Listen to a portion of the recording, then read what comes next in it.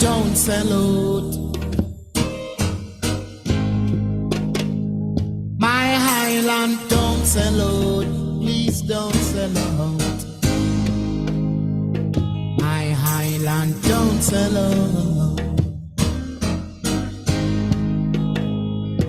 Remember your teachers, them now. You're in tune to Roots FM 96.1 on the FM band. It's now time for Make We Talk Tuesdays with Jeffrey Tavares.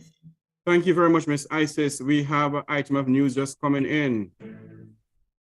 This is Make We Talk breaking news. The Roots FM and Make We Talk news just understand that the St. James and Trelawney Taxis Association will not support a strike if called by their counterparts in other sections of the island to force government to give them an amnesty. That's the other taxis association across the island will not support the idea by TADS for a strike action forcing government to give them a ticket amnesty. This is the news that is just coming into us. And as far as I see it, the whole entire fraternity, the taxi people, them divided bad. They are divided in a way that is only God in heaven knows how they are divided. So the news that we're getting is that the Taxis Association in St. James, Trelawney says they will not support a strike if called by their counterparts in other sections of the country to force government to give them an amnesty for overdue ticket fines. That is the news that we have coming in.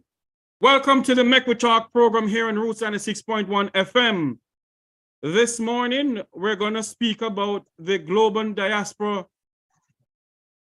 election. We're going to have Ambassador Curtis Ward, former Jamaican ambassador to the United Nations, Dr. Rupert Francis, head of the Diaspora Crime Intervention and Prevention Task Force, Wilfred Rattigan, attorney at law, talk show host, Reason with Rattigan, and a former FBI agent. Believe you me, what is going on in this country? I heard about the CPSFA, or they call it, the finding that they found with this American man who came to Jamaica, maybe to assist. Well, I'm telling you something, we're too gullible in this country, We're too gullible in this country. Whenever we go to the United States, or even Cayman Islands, you have to carry a police record, you have to carry the church record, you have to carry every record known to man before you can get a job. So how is it? Because this person wants to help us in this country, we just give them anything they want. Give them anything they want, and they get away with it. Now, this man, this has been going on from 2021. And the man, look at it, it is alleged he sexually assaulted some of the young ladies. I don't know what's going on. I really don't know. And the government sit down. This has been going on from then, And the man is still there. Our kind of bangarang and knocky and licky and na going in this country. When they say the children are our future. And this is going on in this country. You see, when you're reporting the thing to CDA, because some people have connection in high places, them not investigate nothing.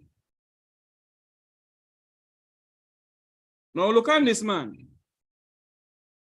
This man must go do all kind of sin thing. And it's now from 2021 has been going on. It is reported that the man even go on private boat with some of the young ladies And the person who's in charge of the CPFA, or what the hell they want to call it, all she did a Christmas party with them.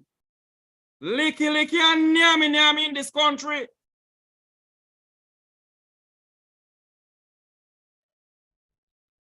We better wake up in this country, you know. We better wake up in this country of ours. I'm waiting on the other guests them to come on anyway. My good friend, my loyal friend, Wilfred Rattigan is on already. Mr. Rattigan, welcome to the Make We Talk program today, sir. Unmute your mic for me. Yes, Brother Jeffrey. It's a pleasure to be here with you and your listening audience. And I'm waiting for my fellow panelists. I'm sure they'll join us shortly. Have you been in touch with them? Well, I've sent a message to the two goodly gentlemen. There. Who is this? So this is His Excellency, the Honorable Dr. Rupert Francis. Yes, the my brother, senior how are you of all doing? the lot. Dr. Francis, welcome to Make We Talk, sir. Thank you. You're breaking up, man. Like, I signal the plane this morning. Huh? You're breaking up.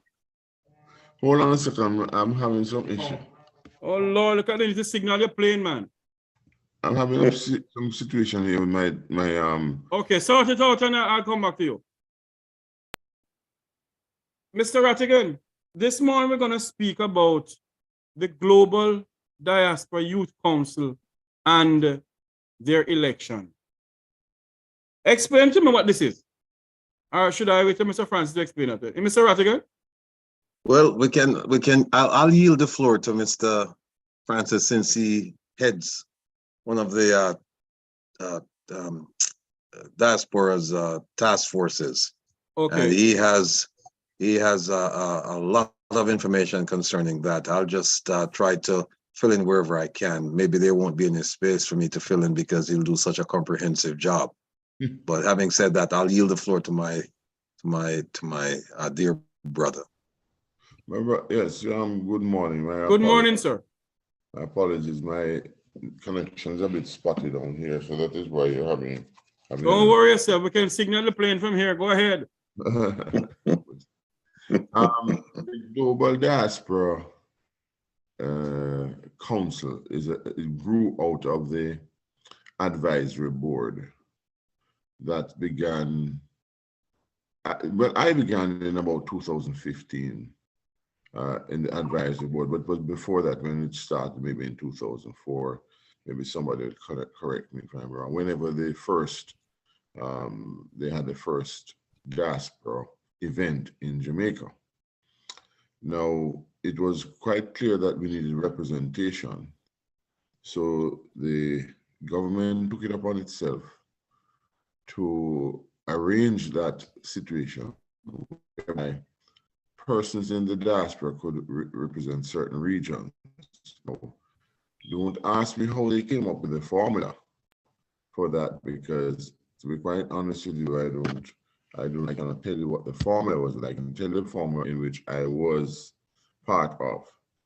And we had in the United States 3 regions: the West, Midwest, and the South. Why were those chosen? Because they're the most populous in terms of Jamaicans. Then basically though, before I even go there, you had the 3 countries who had the most populous Jamaican population. And those were USA, Canada, and England. So we take now, so you had the West, Midwest, which I became a representative for after Kimon Gooden after Kimon Gooden. And then the Northeast was the purview of Amelia. And the South was that of Wayne Golding. All of them live in those regions. You have to live in the region. And those regions would elect you. That is the situation. The Jamaican government arranged through the Ministry of Foreign Affairs and Foreign Trade, the process, okay? Now, there is talk of other processes, as Mr. Rattigan will tell you before that, but that didn't pan out. That was a little bit before my time, and that, you know, but this one started off well. At least I joined it. We would go to meetings in Kingston at the table. Dr. Francis, you're breaking up, Dr. Francis. Dr. Francis? Virtually, right? Dr. Francis? You know, yes. Dr. Francis? Yes. You're breaking up big time, sir. Your signal is not good at all, Dr. Francis. We may have to get back to you. Are you hearing us now? I'm hearing you. I'm hearing you. Okay, go ahead now. So tell me something now. If they call an election to elect people, why in the observer the Jamaican government say they're going to appoint people? No, well, what kind of business they're going? No. It's not a question from my perspective. Let me give you my perspective. I'm just telling you. So some were elected in the regions. In Canada, there were 2 persons, and in England, if my memory serves me right, there were 4 persons. Okay. And I'm not sure the regions in Canada, but I know people who represented, in England, but I know people representing England. Canada, I met the 2 persons and was quite involved in all of them. Now, those are elections. People had to vote like they're voting now, okay? That was the advisory board. It's changed as we progressed. We helped to formulate the new administration, so to speak. And then there are, I think, 14 now global diaspora representatives all over. And then there were some appointed, so it's about 20-something is the total right now. But some are appointed because you have young leaders as well. You have other persons who were senior persons who were there just to advise those persons, so they were appointed. One of them being Willie Gold afterwards. So that's the basic thing. However, I'm going to answer your question. The question is, the Jamaican government really controls that. And when I look back at it now, I'm saying to myself, really and truly, when you talk about representation, it should be within the diaspora itself, right? And it should be diaspora born itself and diaspora propelled. So if that can answer any of your questions, though, we came up with a diaspora policy as well. It will be instructive to read the diaspora policy, because the diaspora policy will be an agreement between the Jamaican government and the diaspora, and it will be ratified in the cabinet and the parliament, and then it will be made a public situation, so to speak, as it is right now. Now, there's some people on the left, there's some people, meaning some people who agree and some people who disagree. My only disagreement is, because I'm telling you this, that I think that the members, elected members, have worked well. The only thing is that the umbilical cord is still intact. There's no real separation between the Jamaican government and the global diaspora representatives as such. There are rules that you have to follow, in order to be, what shall I say, called a bona fide representative. All right, so you can't just do something carte blanche, because if you do something carte blanche, it will affect the government of Jamaica, right? So therein lies and so there's a lot of divisions and what have you. People have spoken out about it, but to me, that is my synopsis of the entire. That's what I was involved in for nearly 6 years, and to me, it had a function.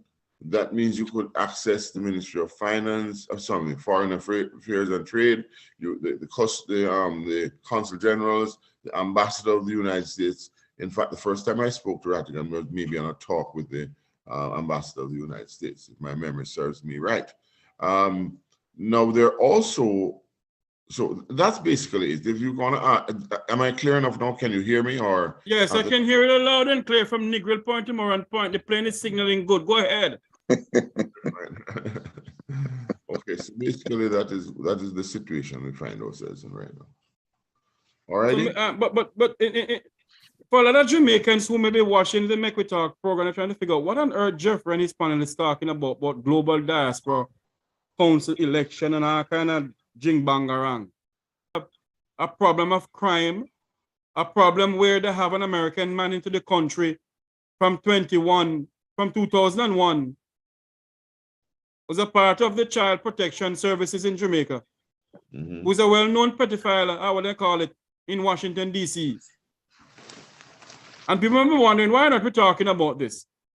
The Jamaican diaspora have a lot to do with Jamaica. Isn't that so, Mr. Rattigan? Well, the idea behind having a diaspora organization is a noble one, and it's one that we should all strive for, because we do have connections. Well, we're from Jamaica, that's the first thing. And those of us who are not from Jamaica, we have significant ties to Jamaica because we have Jamaican parents or grandparents. So there's that connection. So it's a noble idea to maintain the connections back home. However, the way we're going about it, I think, is a grave mistake. And when I say the way we're going about it, the way it's presently constituted, the way we go about selecting our representatives. The diaspora consists of many people with varied views. It's not a homogeneous organization in terms of thought. People have various ideas about how this thing should operate. And I've seen the conversations, and some of them have been very lively. But here's where I depart ways from the people who believe in this Global Jamaica Diaspora Council. I do not believe that you should have a diaspora that is managed. And when I use that word very carefully, managed by the government. I don't care which government, whether it's PNP or JLP or some other P.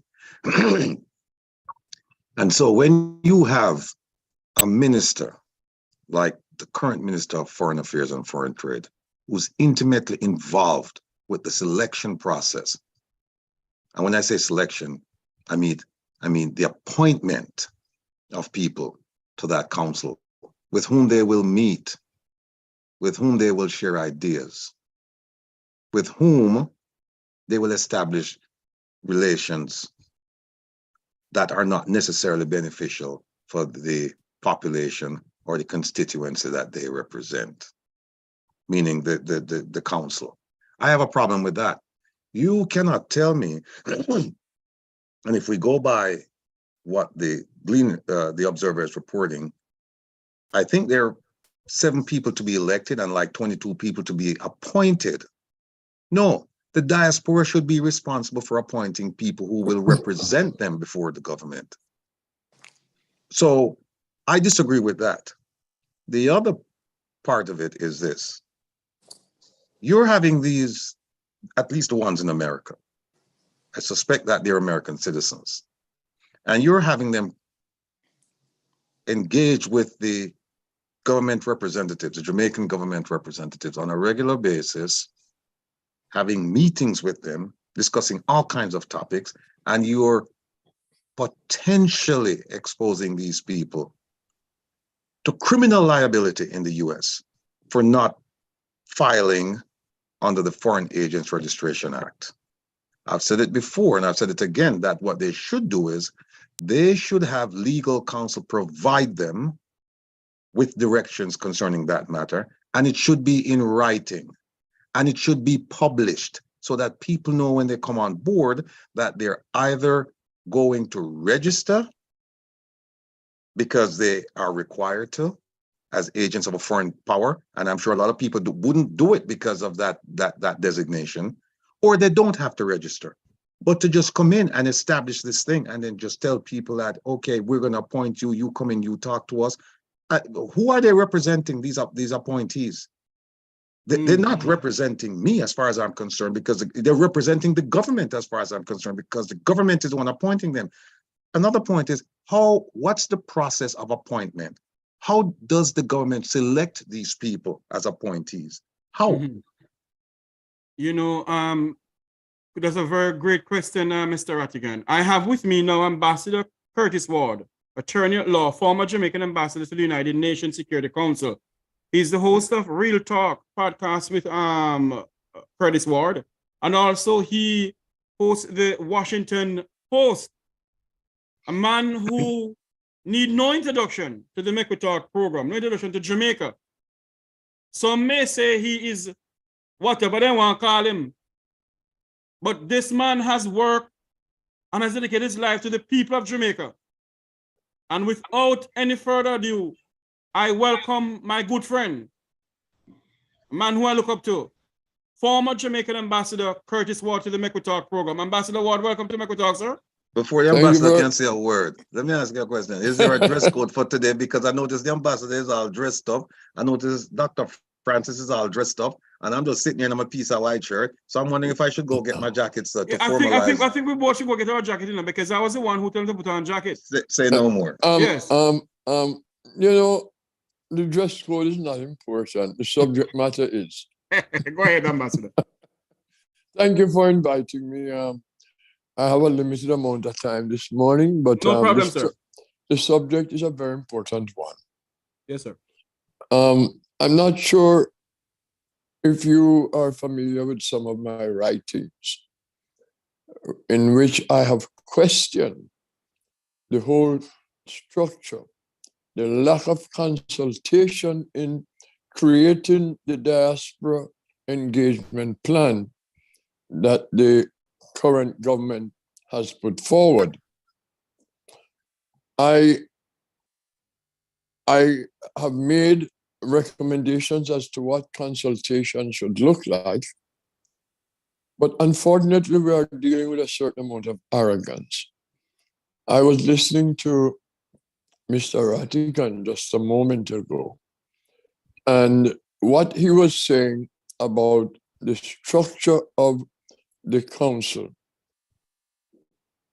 it does not send a message to the diaspora that the council is actually representative of the diaspora.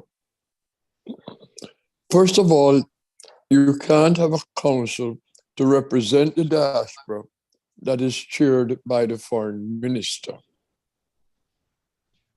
The name itself, an advisory council, is to advise the minister, to advise the government of issues that the diaspora wish to raise and how the government should be reacting to those issues. But if the council is handpicked by the minister, and based on the breakdown of numbers, it appears that most of the members of the council are selected by the minister. And understanding how politics play a role in everything government ministers do, regardless of which party in power, politics play a role. One must be suspicious that those appointed are going to be telling the political chair, the party political chair,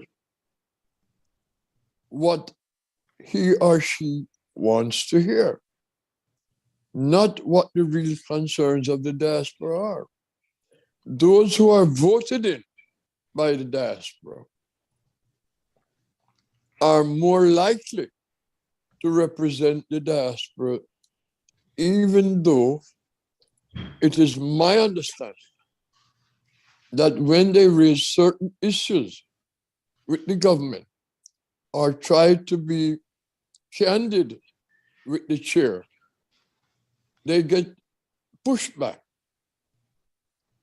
And there have been attempts to marginalize those who may speak independently of the control that the chair wants to have over them. So this whole thing is really a fallacy. It is not a council representing the diaspora. I'm fine. It is a council which represents the government. And and is in many people's minds, in their perceptions, is a propaganda arm of the government. And Well, that would be quite troubling. No, you no, know. no. You know, Ambassador, Dr. Francis, mute your mic for me, please, sir. Remember, we're live on air. He is interjecting. He's objecting to what I'm saying. Not objecting, I would like to hear Captain Francis's objection, because I have spoken to lots of members of the diaspora, and I'm saying what the perception is. Okay, yes, okay. And I'm not saying the perception is reality, and you must listen carefully before you decide to object. No, I'm not objecting. I'm simply clarifying. What is your clarification? My clarification is that they do not select us as members of the advisory board of the Diaspora Council. It is but hold on a minute for me, Dr. Francis. Hold on a minute. Yeah. I'll let you go back and see what you're going to say. But in the Observer, it is reported that the government will appoint people. It is 11:30 here. We're going to take a quick commercial break on the Make We Talk program. We'll be right back. We go up until 1 o'clock. We come off at 12 o'clock on the Make We Talk on Roots FM, but we go until 12 o'clock to discuss this and other issues. Before you take the land of wood and water. Before you take a break, I'd like to pose a question so that Captain Francis can think about it. How many members are on the diaspora board? How many are elected and how many are appointed? Perhaps he can answer that question when we come back. Absolutely. Thank you very much. We'll be right back here on the Make We Talk.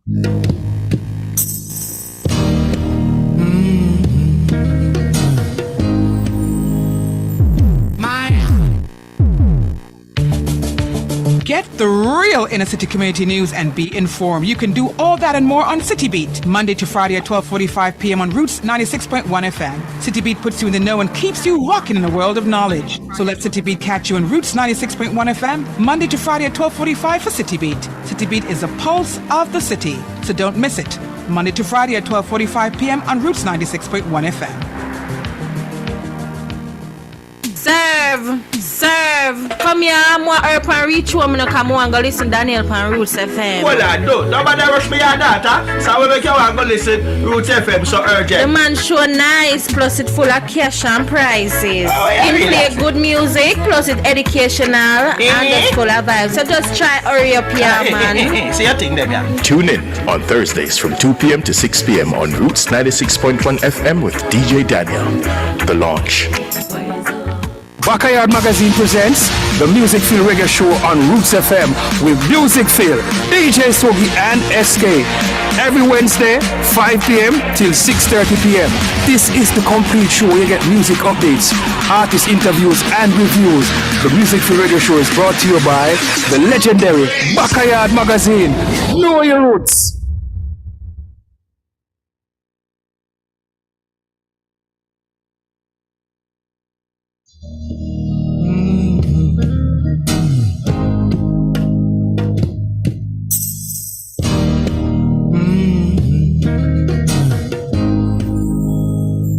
My Highland Town salute.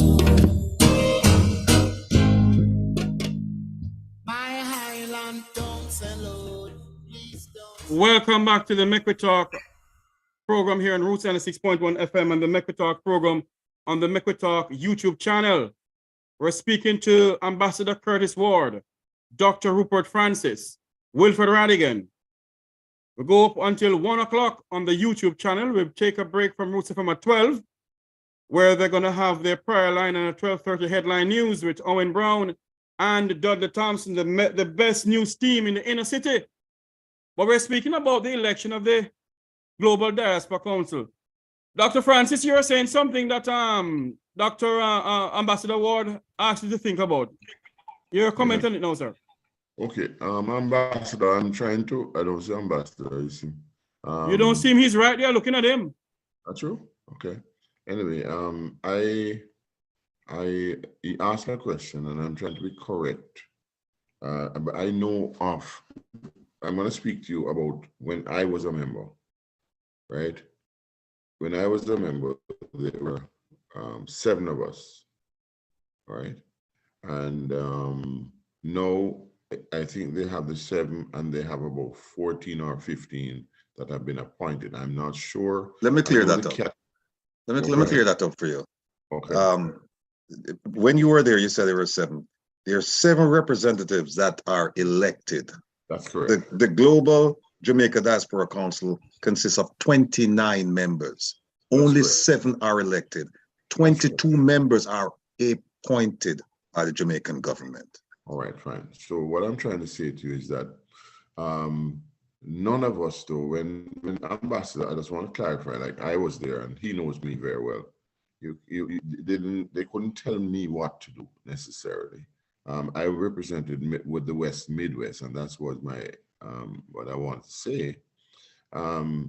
We may not have liked, for example, some things, but we discussed it and so on. So there was a hijacking.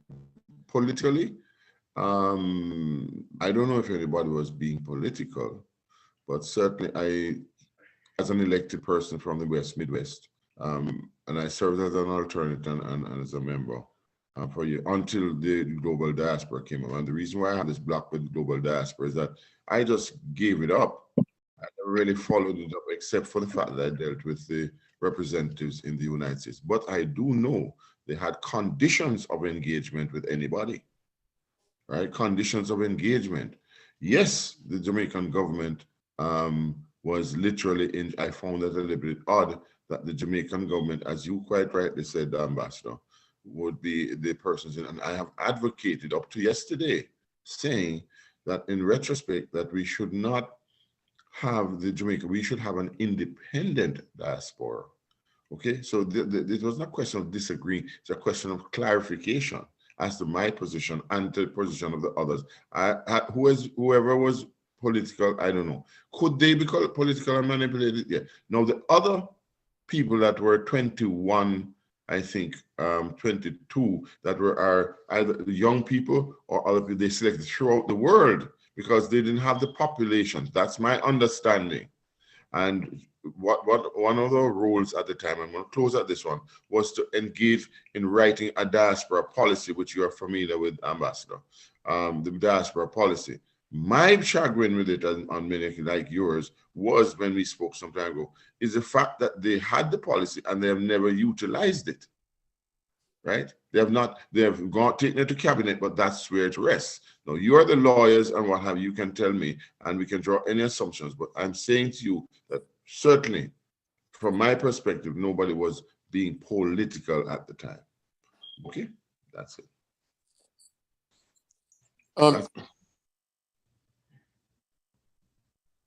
Hello. If I may just respond. Mm-hmm. I was not suggesting that the original diaspora board was political. Okay. I thought this discussion was about the current structure of the Global Diaspora Council, which succeeded the diaspora board. Yes. Because when the diaspora board was in operation, there certainly were members who represented the interests of the diaspora. That's correct. They were selected by the diaspora. And that board was a much smaller board than the current council. Yeah.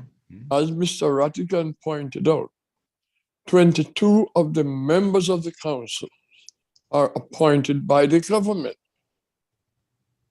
I don't know how they were selected. I don't know why you can have a board with what? How many? 2, 3 members from the US, 2 from Canada, 2 from the UK. That's the 7 elected, right? Yes. Right. And they are far outnumbered those selected by members of the diaspora. are far outnumbered by those selected by the government.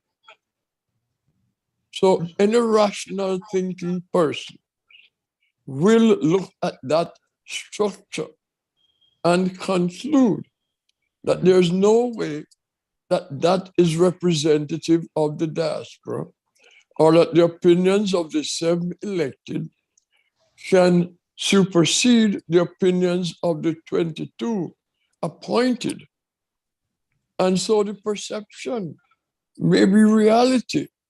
And I know of the experience of members, outgoing members of the current Diaspora Council. I won't call names, because that would be inappropriate, who have had significant experience being pushed back when they project the interests of the diaspora that are not in sync with the interests of the current government.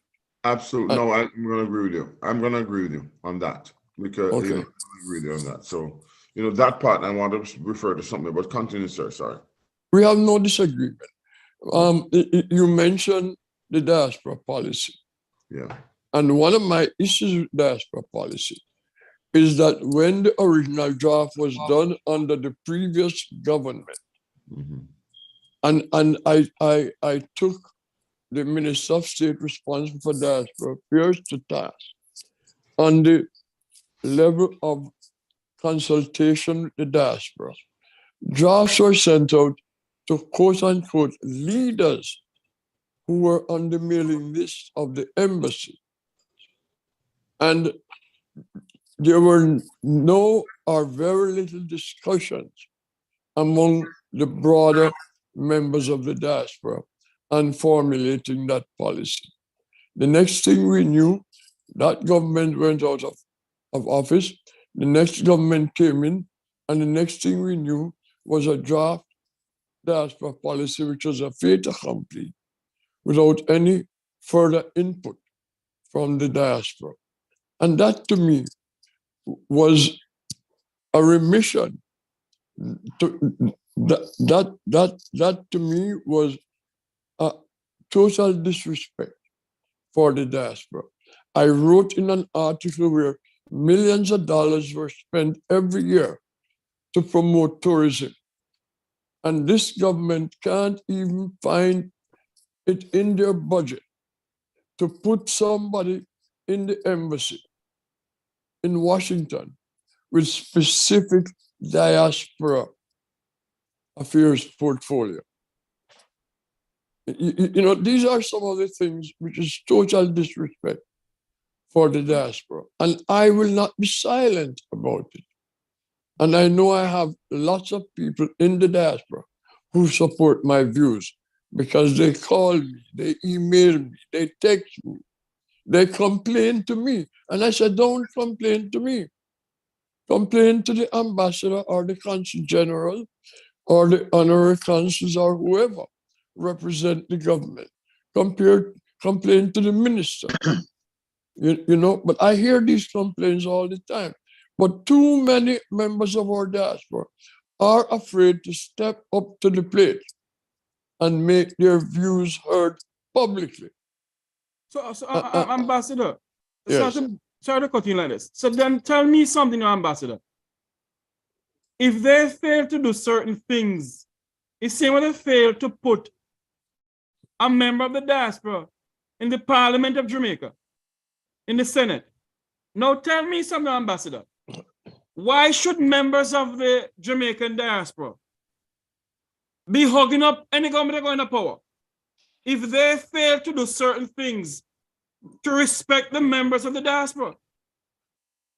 Well, look, representation of the diaspora in the governance of Jamaica, I think, is important. I have advocated some form of representation.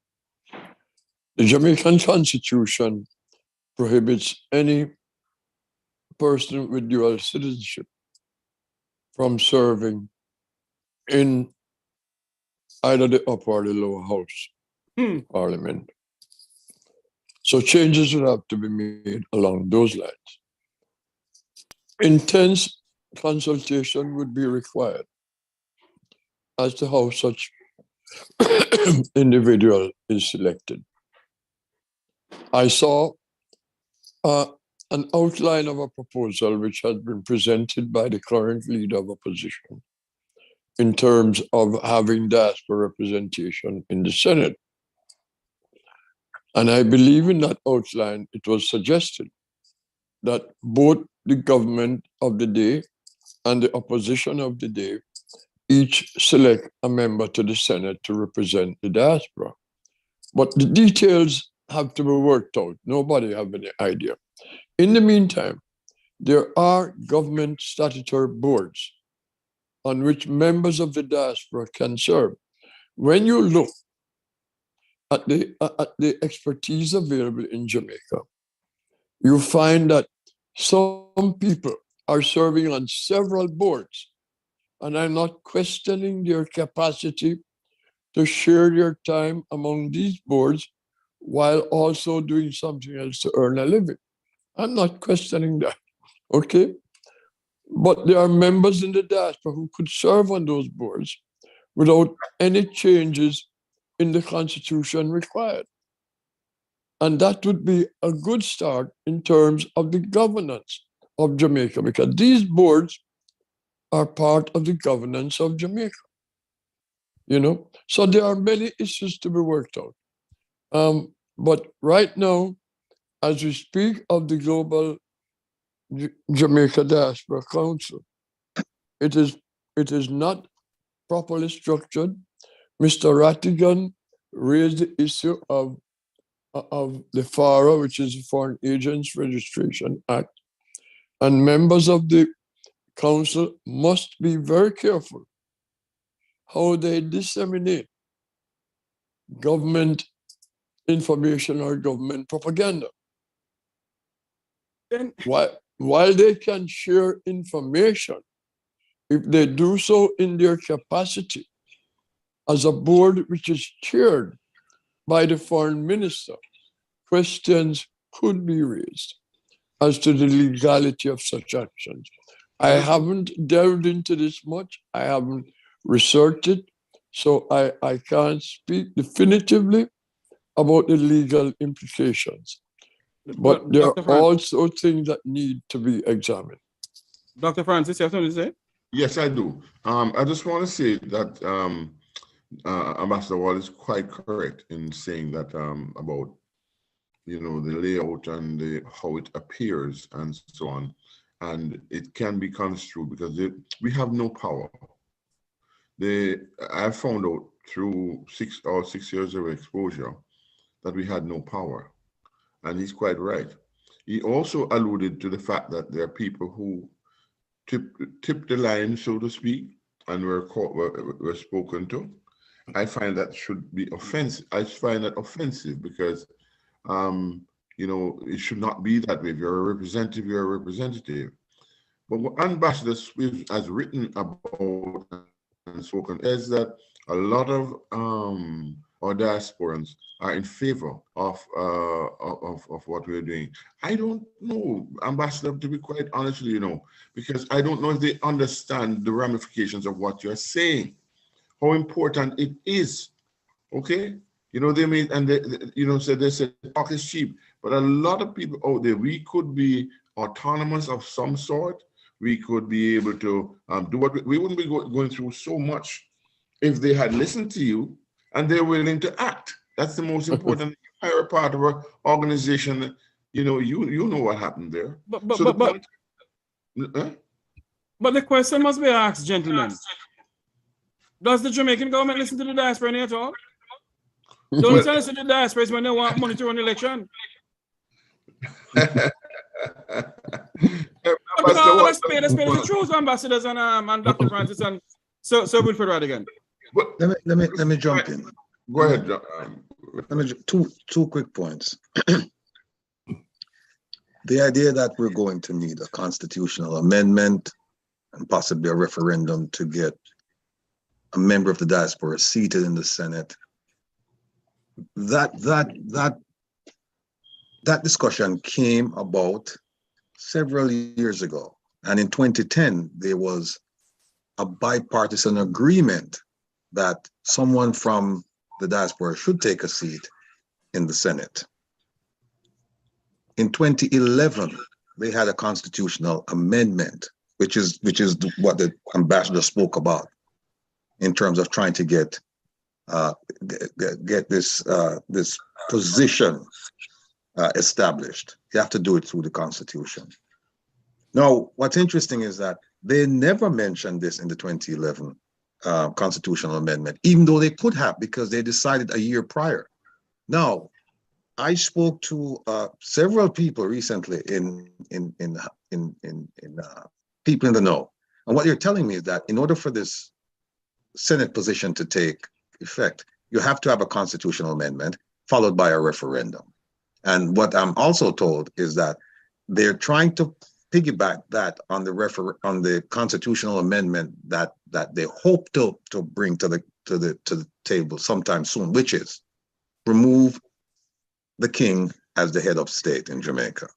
So that remains to be seen if they're going to do that, because they had a glorious chance to do it in 2011 and it wasn't done. So let's see what's going to happen. Now, going back to you asked a question about does the government listen to the diaspora?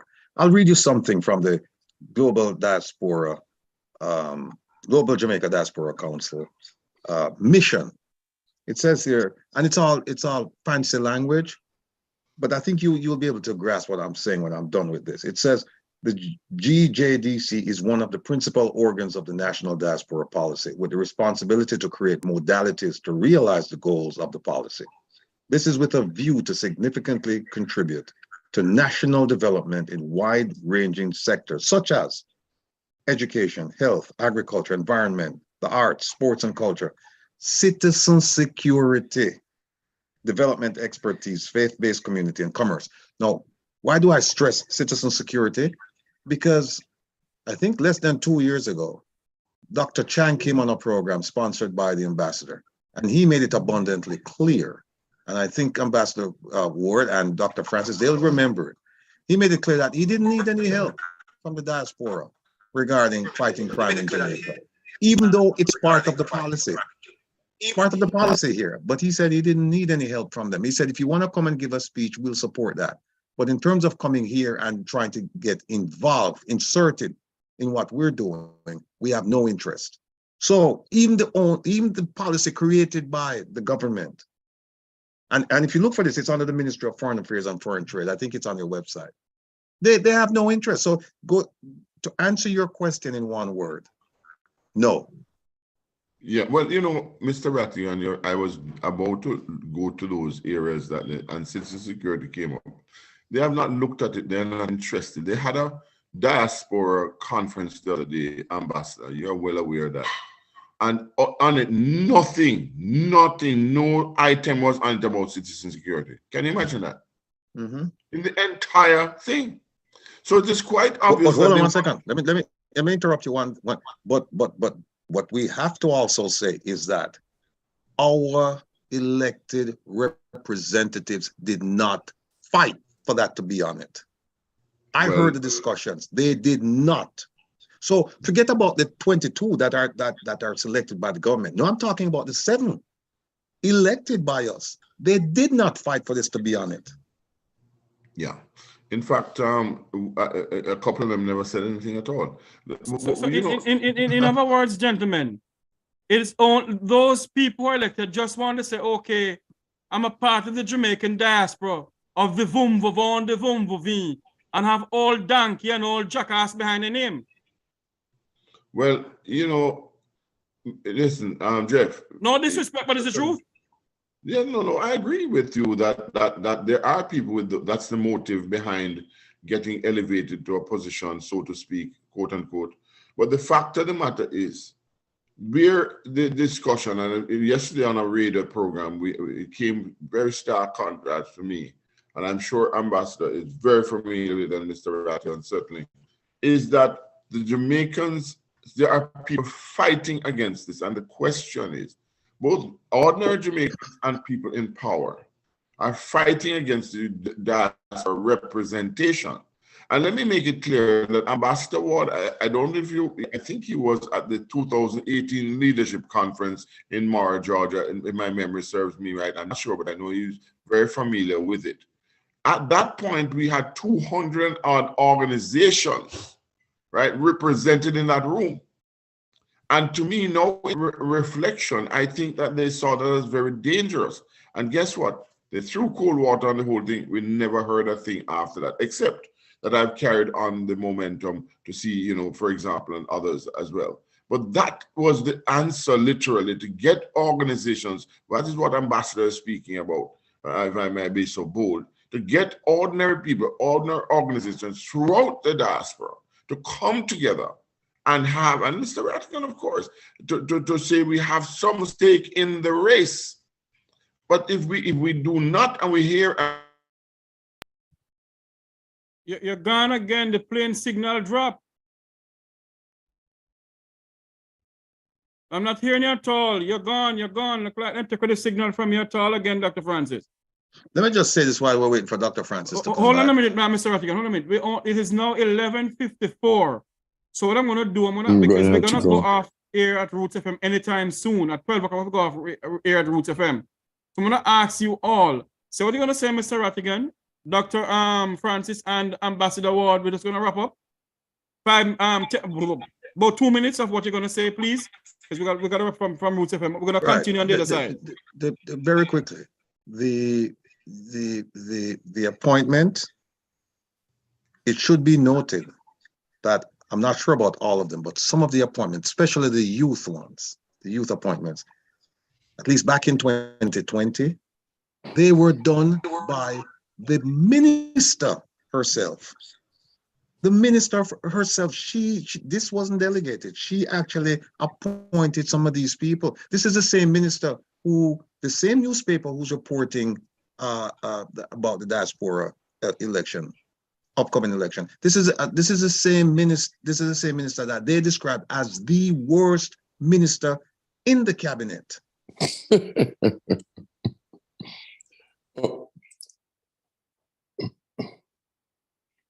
Ambassador, 2 minutes, and then we have to wrap up from Roots FM, and we'll go on the other side, sir. Yeah. Well, while I wrap up, I also will have to take leave, as I told you. Oh Lord, I thought I had the ambassador until 1 o'clock. I told you I wasn't going to be able to stay with I know, you I'm for just the whole teasing you. program. I'm enjoying the discussion, and I do believe that this is a discussion we must have. And Captain Francis, also Dr. Francis, I'm not sure which title to give you today, Captain, but anyway, it is important for us to have continuation of this discussion. Yes. Because, as you said, the government doesn't seem to like the idea of organizations at the community level, with leaders at the community level across the diaspora, coming together in any forum to discuss diaspora affairs. I was unfortunately absent from that leadership conference, but I did think it was a great idea, and it is something which need to be replicated in different regions of the United States until we can bring all the regions together and have a real representation of the diaspora from the roots of the diaspora. You know, when they had the first global diaspora election, I saw names on the list of people nominated who I have no record or any indication of their engagement within diaspora communities prior to putting their names forward. These were total strangers in the community. I made inquiries from community leaders. I said, who is so-and-so? Never heard of he or she before. Now, you know, so how can they be representative of the diaspora if they have not been engaged in diaspora community organizations. So I want to leave it at that, Mr. Tavares, for now. But this is a discussion that we have, whether in this or some other forum.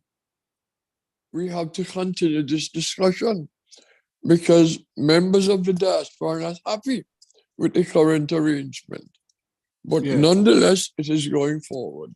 Yes. Could you tell me when can I have the distinguished gentleman back? I don't know because you're such a busy person. Yes, and I'm back in the classroom this semester. Oh, Lord. And I'm also planning to go to Jamaica for Ambassador Bernald's funeral if I can fit that in. I think it's a very important thing for me to do, and I'm pulling all stops to get that done. Our governor of Maryland inauguration is on the 18th. Yes. We have a church service this coming Sunday. Yes. Lots of things happening around this area. And I'm on a program tomorrow, as a matter of fact, with the It's 12 o'clock. With Jam. Okay, we jumped. Okay. My good friend Janet Calder. Yes. We have to take our leave from the airways of Roots 96.1 FM. I want to say thanks to Ambassador Curtis Ward, former ambassador to the United Nations for Jamaica, and our good friend Wilfred Rattigan. Rupert Francis and Wilfred Rattigan will be staying here with us, but Dr. Francis will be, Ambassador Ward rather, will be taking his leave. On the other side, on the Jeffrey Tavares Make We Talk YouTube channel, we're going to speak about Jamaica's crime pandemic and corruption, and how can they be appointing people at this election. On the behalf of all of us here, on the behalf of my producer, Owen Brown, I am Jeffrey Tavares, returning to the studios of Roots 96.1 FM. Come on over to the Make We Talk Jeffrey Tavares YouTube channel. Ms. Isis, take it away.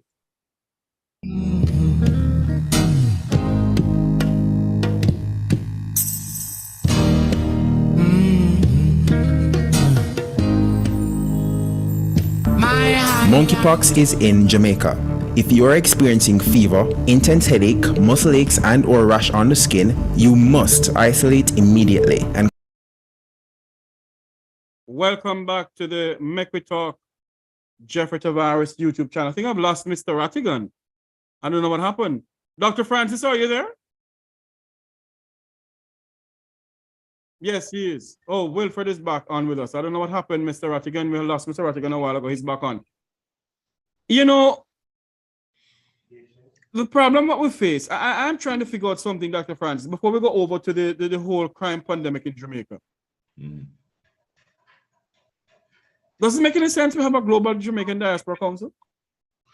Well, you know, honestly, of course, my friend, Brother Rattigan, is not going to agree with me on this, but I think it does make sense, right? And if him smile and knows him, he knows him not agree with me. Right, Ratty? You don't agree with me.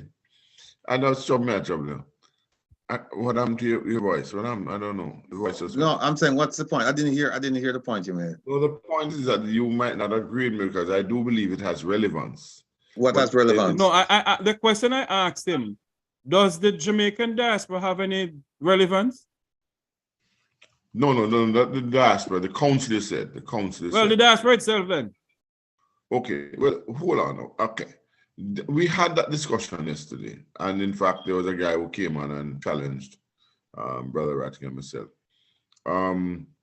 The fact of the matter is, I do believe that the way forward, I wouldn't be doing this. I don't think Brother Rattigan and yourself would be doing this if we didn't believe that the diaspora had a stake in the race, a major stake in the race. Why do I say that? Every other diaspora, and you guys can correct me if I'm wrong, the Israeli, people may not want to hear the name, the Nigerian, the Indian, the Spanish, the French, all of these diasporas make a German. They are very effective in supporting their countries move forward, right? you know, they've stayed behind them, they've worked and they've invested and given of themselves.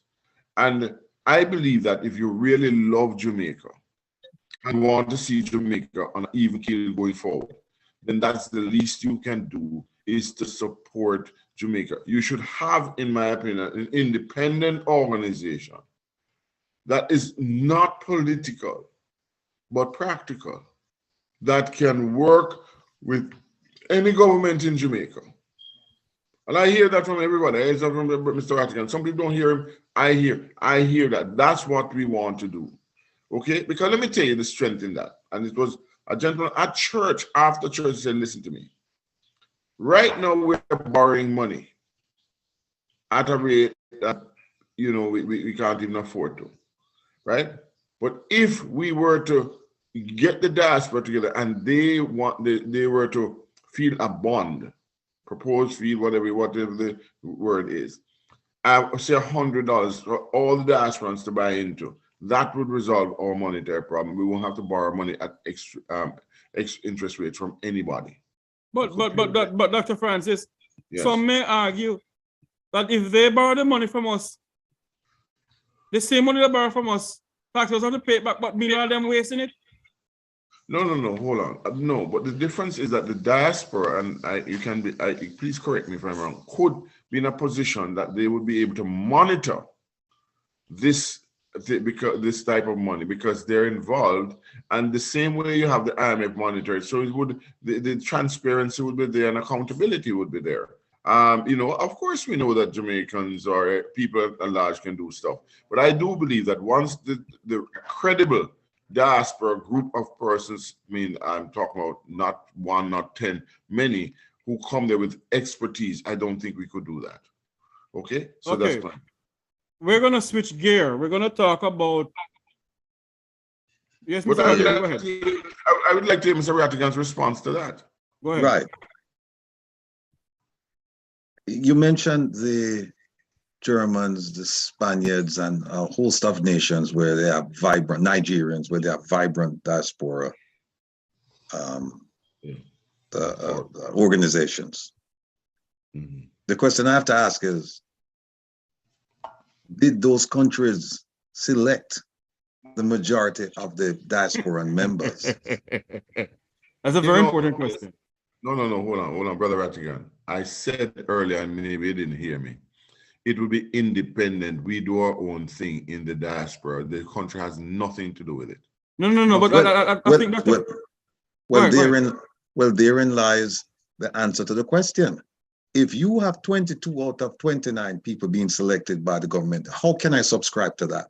When those 29 people are supposed to represent us here in the diaspora, but we don't get a chance to select the 22 out of the 29, right? We only select 7. And of the 7 that we select, I dare say, and you know me not keep my mouth, I dare say that some of them are trained SEALs. All they do is them go into the room and them learn they've been taught how to balance the ball upon their no stop, and that's what they do. They're not independent, they're not critical thinkers, or if they are, they don't exhibit that in the presence of the Jamaican government officials here. See, they couldn't take somebody like me on that council because I would have wrapped that up in no time. I'd wrap it up in no time because I would expose it for what it is. It's a farce. When you have, there's no way I can subscribe to something like that. When you have 22, the government, it's inserted itself into the electoral process or into the representation process, and so we are going to appoint 22 out of 29 people, and them can't tell us what metric did they use to arrive at that. First of all, they're not even supposed to be doing that, because now, if you can select somebody to a committee, then that person is beholden to you. Because just like how you can select them, you can remove them. Right. What's the removal process? What's the removal process of the 22 people? Because it seems to me that if I can select you, I can reject you, right? So then who do you represent? You don't represent me, you represent them. Because at the end of the day, you don't want to get kicked off of that council. So you're going to go along to get along. Meanwhile, you're ignoring the situation for which you should have been representing, which is the people outside of that. right? So I cannot agree with it. I think it's a farce. I think it's dysfunctional. In fact, it may even be illegal for the Jamaican government to establish a council in America without formalizing the process, meaning that registering it. By the way, is this council registered in America? I was just going to ask them question. To be quite honest with you, I would say I'm not sure, but I don't think it is. Yeah. So, I'll hazard a guess, and I'll tell you that I don't think it is either. And they're doing all of these things, and you know what? They're doing all of these things without the advice of legal counsel. If they wanted to do this as badly as they're behaving, what they should have done is they simply should have sought out the advice of legal counsel, get it in writing. In fact, that legal counsel would have gone over to the Justice Department and say, look, you know, I represent this organization. This is what you're planning to do. Give us a declaratory opinion. Tell us if this is legal for them to do, and if they're going to run afoul of any laws, any filing requirements. That's what should have been done. And then they should have posted that and put it out there and said, hey, if you want to come, if you want to be with us, you have no fear of FARA, no fear. And then also it should be the people being, we ever hear this nonsense that your representatives are being chosen not by you, but by somebody the government else. of Jamaica? We ever hear that? No, the representative for the diaspora, the 22 out of the 29. Yes. Yeah, we ever hear that But they're representing. You know, Mr.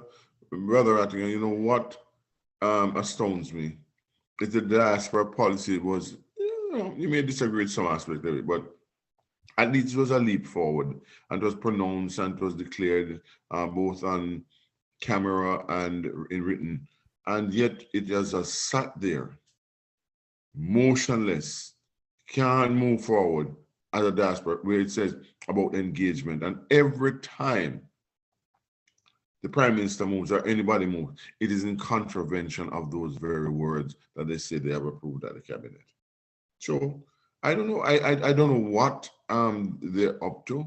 The fact of the matter is that I think that they're doing Jamaica a disservice, as you do, and I think that they ought to rethink the position. And I also encourage Jamaicans to think outside the box. Mr. Rattigan, myself, Mr. Tavares, and Ambassador, we are not trying to tear down Jamaica. What we are trying to do is to build up Jamaica, because we, in fact, love Jamaica, or better still, we like Jamaica. And when you like something, you're not going to give it up.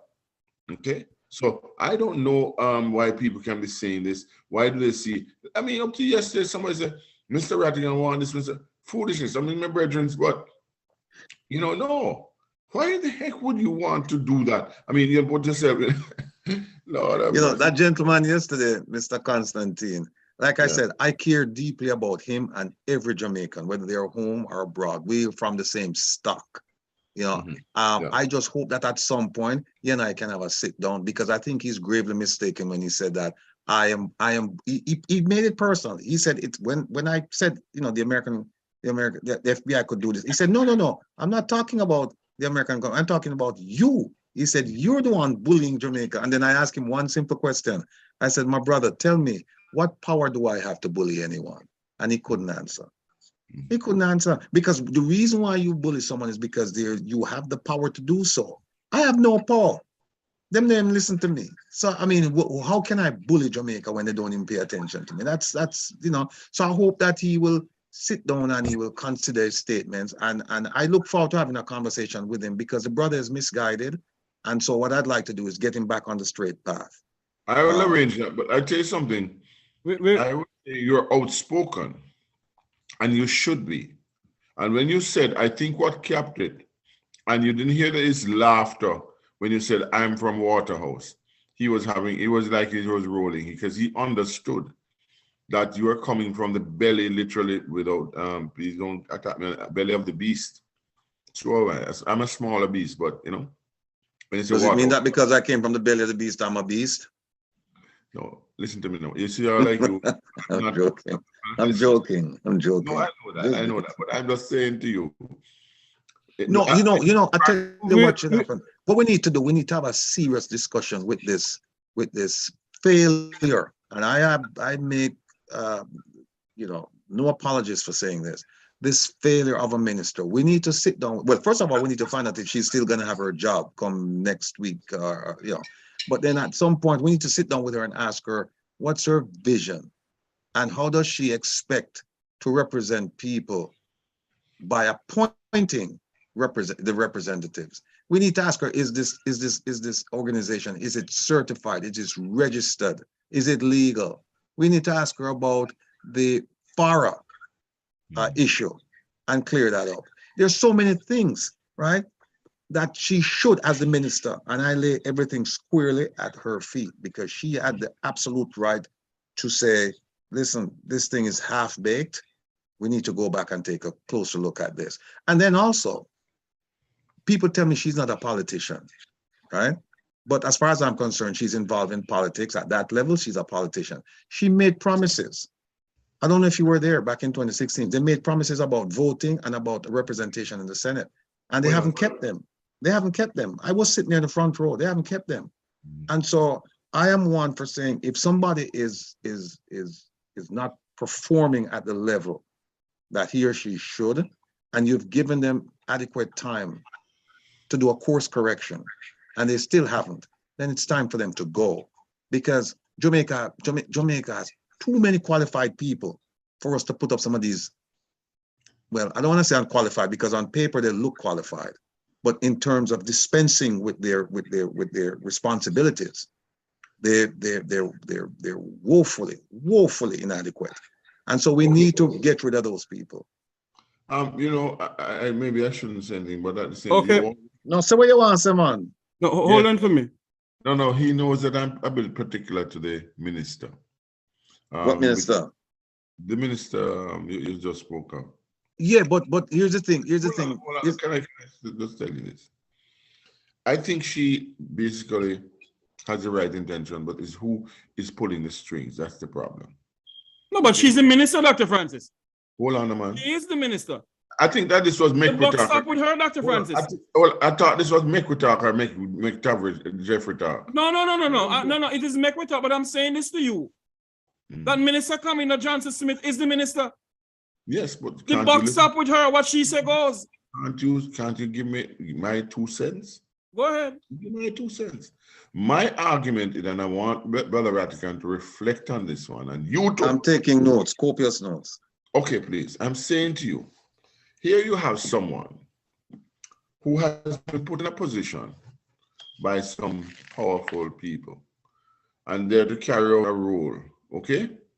And I'm not talking about the inexperienced role. I think the qualification is there. And you have had some successes while you're doing it and so on. And I think that perhaps she has been fed information that is not really her information. And Jeffrey is right. She should take responsibility for that. But at the same time, in my opinion, there are sometimes when you are there and you just do something because that you tell the government policy, what are you going to do? Turn around and say to the person in charge that I can't do it? I don't know. That's my thing. Go ahead, Mr. Rattigan. After you finish what you're going to say, we're going to switch gear to something else. Let me say something. You said that she's put in a position by powerful people. No, she's a grown woman. She had the right to say, I don't want this position. Or since she's been installed, she could have said, I'm walking away because of principle. I cannot do this. But see, we know the kind of principle, or we know how unprincipled she is because of what happened with the Baroness Scotland and the Secretary General fiasco, because she could have walked away from that. She could have said, look, there's a deal with CARICOM that we're going to support someone from our region who's the Baroness Scotland, and therefore I cannot afford, I refuse to have my name go up against her. But she didn't. So that tells you about the principle of the person. Now, the second thing you said, put in a position by powerful people. You can't walk away from that. Nobody's going to kill you. You can't walk away, right? She's an attorney, an accomplished one at that. She could leave and go do something else, go back to the Senate, right? Then you said that she was fed info. It's not her info. I agree with Mr. Tavares. At the end of the day, the buck stops with her. It doesn't matter what information she was fed. She's responsible.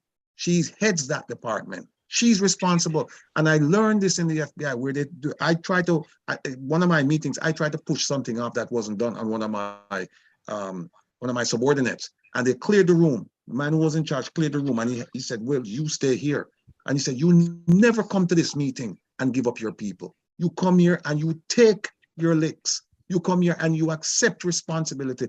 After you leave, you go deal with them. But you don't come here and think that's going to fly. Like that's an excuse that you can say, oh, it wasn't me. You know, I asked John to do it and John didn't do it. So therefore, I don't have it for you. He said, no. You're supposed to say, I don't have it for you. I'm very sorry. As soon as I leave this meeting, I'm going to get it. And then whatever comes out after that statement, then you have to accept it. The third thing is the third thing I want to make is that one of the things we have noticed from this minister, whether it's the fertilizer thing, whether it's the political appointee thing, whether it's the Secretary General thing, one of the things we have noticed about her is that she doesn't speak out. She doesn't come out. Look, we're trying to clarify her position for her. She doesn't come out as a leader and say, listen, you know what? I take responsibility. I was wrong and blah, blah, blah. She doesn't speak at all, except the one time she spoke out. You know what she said? I don't know if you remember, but if you don't remember, I'll remind you. When she was asked about her failed bid as the Secretary General of the Commonwealth, she said, I guess God didn't want me to get the position. Did she speak to God before she applied for the position? Has she spoken to him since? And by the way, how did God get into this? God didn't submit her name. She allowed her name. Either she said, I want the position, or they told her, and by the way, they didn't do it with her ignorance. She knew that her name was going to be submitted. The principal thing to have done at that point is I said, gentlemen, we have a commitment to CARICOM. I cannot do this. And walk away. That's what principal people do. So I give her no slack whatsoever. She should do she's been so unprincipled that I'm asking her now to display some principle, one act of being principled, and that is to step aside. But Mr. Rattigan, before we switch gear, some may say this, I'm saying it, not some, I am saying it, that why her name was put up for Secretary General of CARICOM is because of the former British Prime Minister Boris Johnson, who called the Jamaican Prime Minister and pushed him to do it. And that is why her name was put up as Secretary General for CARICOM. But she could have said, there you go. I don't want my name to be up there. She could have said that. She could have said that. But you know what? Sometimes, you know, and you know what I'm saying? And the more the animal climbs, the more the monkey climbs, the more exporting. I just said the animal is the more they're exposed. And you see how exposed she is? She's a disgrace internationally right now. She's a stain on the diplomatic the diplomatic badge of Jamaica. She's a stain on that badge. She's a stain. And look, it's not like people don't know, you know. The Africans, them know. CARICOM people know. The rest of the world know, right? You don't do these kinds of things if you're a principled person. And so when people tell me that she's not a politician, as if to say, well, give her a pass because she's not a politician, I refuse to do so. And when you make them, look, we're all going to make mistakes, right? We have all made mistakes. We're human. But you come out, right? And you approach your constituency, whether it's a diaspora, the Jamaican public, or whatever. And you say, listen, this was a mistake on my part. Because one of the things I learned in the FBI is, you see, the moment you apologize, the conversation is over. Them can't beat you up. Once you apologize and you said, ladies and gentlemen, I made a mistake. It was an error on my part. I promise to do better next time. And this mistake, I won't make it again. Them can't come back and beat you up. And until this present moment, neither the Prime Minister nor the Minister of Foreign Affairs hasn't addressed the Jamaican people pertaining to the CARICOM issue to become Secretary General of the Commonwealth, rather, I should say. And they haven't addressed the Jamaican people pertaining to the amount of fertilizer Morocco sent come to Jamaica. They haven't addressed the Jamaican people pertaining to the vote of the Amazon that are given the United Nations against Morocco, against Western Sahara. The Western Sahara Desert. The Western Sahara people, yeah. The Western Sahara people. And let me add one piece to that. And they have not responded to my request under the Access to Information Act, which is a Jamaican law, to provide me with the information concerning the people who paid the 99,000 to Fin. Yeah, Fin. They haven't. We know that. Two entities and one person came out and said they made a contribution. And Minister of Information, Nestor Morgan, he indicated that there are other people as well who made a contribution, but he refused to give the names. Now, the one thing that they can't refuse to do is to provide that information to the Ministry of Finance, because it's a gift to the government and there is a requirement that you have to file it. In fact, they should even file it before them even take it, so that the people can figure out if the money is tainted or not. But we don't even know, and they haven't responded. They have 30 days within which to respond. I filed this in November. I filed it. The 30-day period has expired. So now I'm going to take it to another level. I'm going to appeal because they haven't even the tribunal. They haven't even acknowledged receipt of it, even though I know they received it because it was sent by email. And another thing again, the Prime Minister came to Washington, D.C. I went to Washington, D.C. to ask for help from the American government, the FBI, Homeland Security, CIA, and everybody else. And the Prime Minister of Jamaica hasn't addressed the Jamaican people pertaining to that either.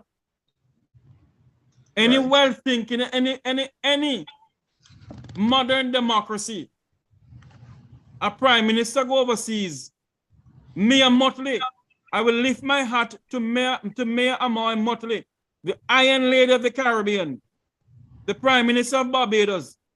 Whenever she goes anywhere, she come back and she address her Barbados people. The Jamaican Prime Minister feels as if he's above the law. Not above the law. He feels as if he doesn't have to address the Jamaican people to anything, because they're what? They're from the Vum Vavon, the Vum Vavi. Go ahead, Wilfred Rattigan. But you know what's interesting, just to cement the point that you just made, or further cemented, is that he announced what he was going to the FBI to ask, FBI and the other agencies. He announced it. First of all, you don't do that, right? So to me, it shows, like I said, you're a rank amateur. You don't do that. You go, you have your meetings, you come back, and let me just give the government, particularly the Prime Minister, a tutorial in how to do diplomatic speech to your audience, whether it's your constituency in Jamaica or the diaspora. All you had to do was say, listen, we had meetings with entities of the US government. Meetings were very fruitful, and we look forward to their continued cooperation. Boom, him done. That's all. That's all him have to say.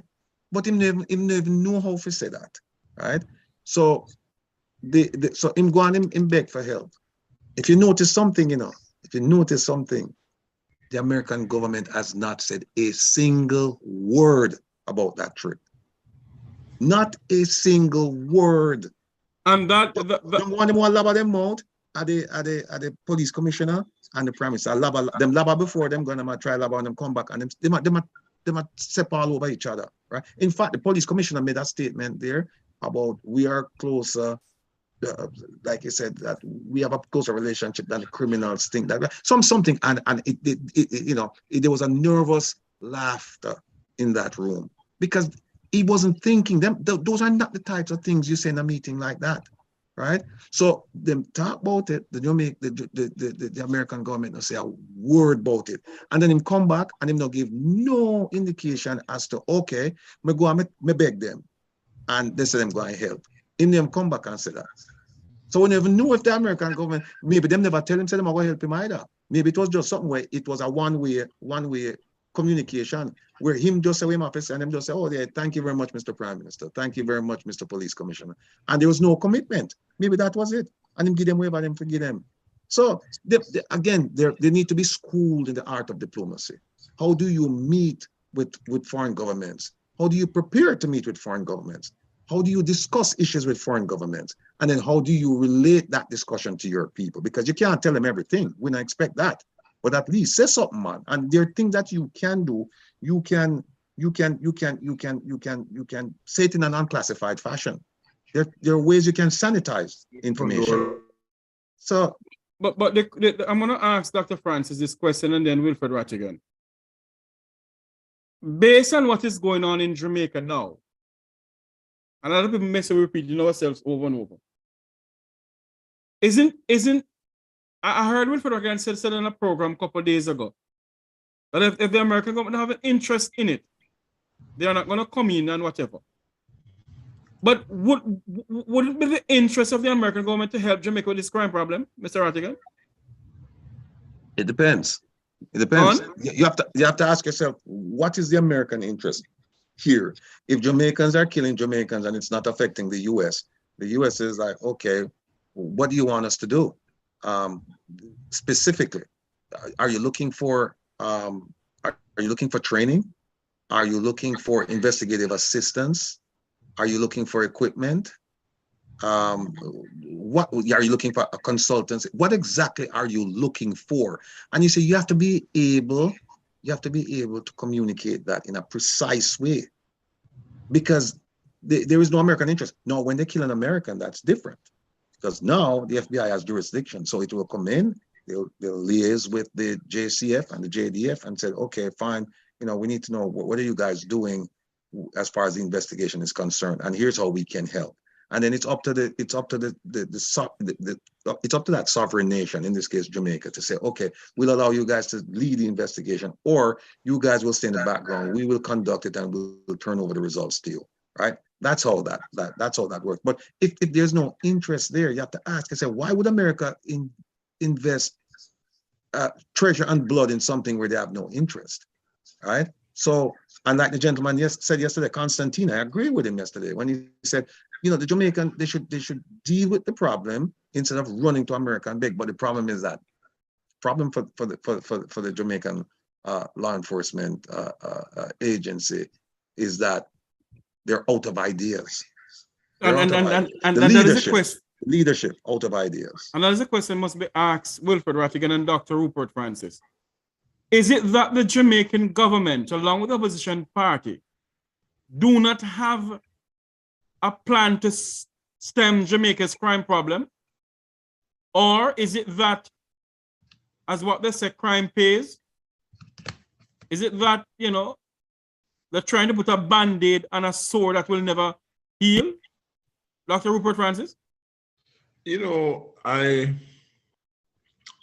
Those are good questions, but I have to take the position that it's hard for me to believe that anybody who says that they're Jamaican, certainly of that ilk, whether government or opposition, would not want to see the reduction in crime.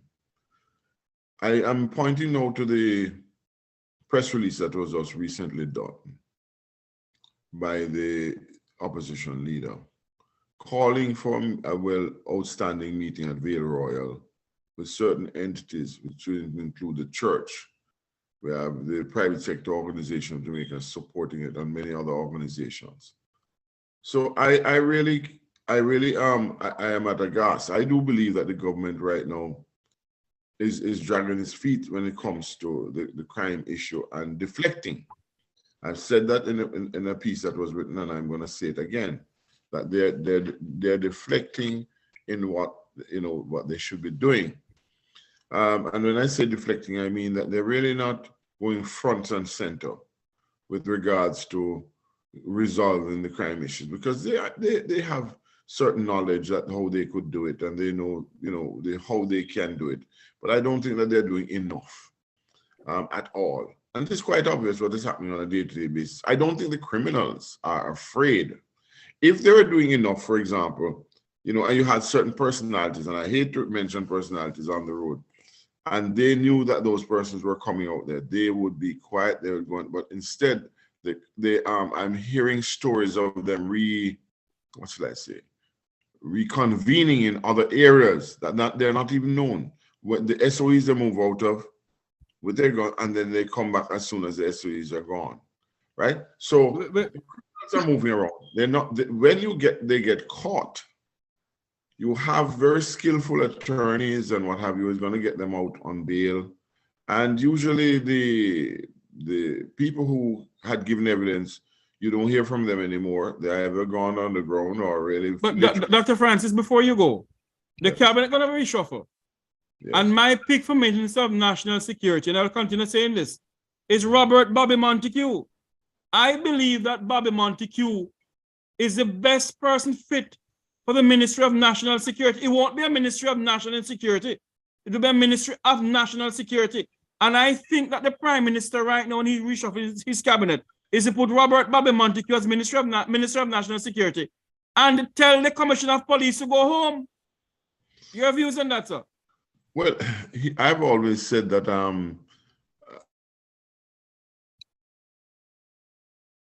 you're gone again. The signal, the plane gone. I don't know what happened to you. I'm not hearing you at all. Wilfred Rattigan, what can you say? We can start with Dr. Francis. Wilfred Rattigan, you go ahead. What is your views on it? Well, go ahead. Go ahead then, Dr. Francis. I'm just saying to you, I served with, I went to meet with Bobby Montague on his appeal back way back in 2015. So I know what Bobby Montague can do. Okay, and I do believe that he would be strong. He has been there before, and I think that perhaps that might be the best thing to do to get Bobby back there. Some people disagree, but I'll yield to Mr. Rattigan. okay. Now you mentioned Tavares. You mentioned that you asked a good doctor about a crime plan, and I've been saying it for quite some time now that we should stop asking for a crime plan because the government is not interested in a crime plan. They have something called Plan Secure Jamaica, which is a national security plan, which encompasses a crime plan, right? What the government hasn't done, and for the life of me, I don't know why they haven't done it, is to come out and say to the public, we're not interested in a crime plan. We're interested in a national security plan. Well, guess what?